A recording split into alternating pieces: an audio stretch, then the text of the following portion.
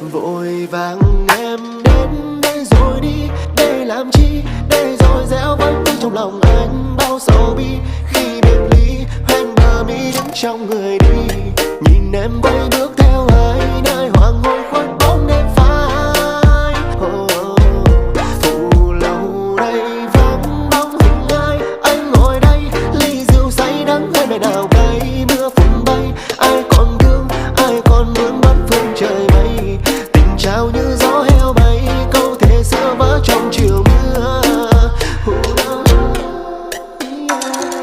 Có lẽ giờ em đã quên rồi, bao nhung nhớ phôi phai trôi dần theo những ngày tháng mình anh ngồi ôm đau giữa mây trời. Tình đời anh quá chiều nhiều gió sương, một lòng thương nhớ còn đây vẫn vương.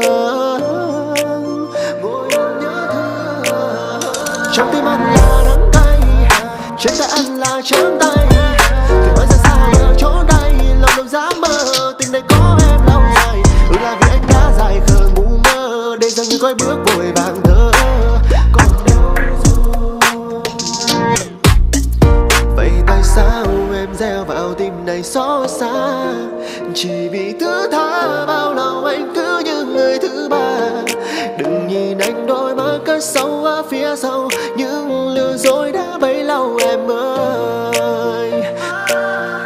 Vội vàng em đến đây rồi đi, để làm chi, để rồi gieo vẫn trong lòng anh bao sầu bi.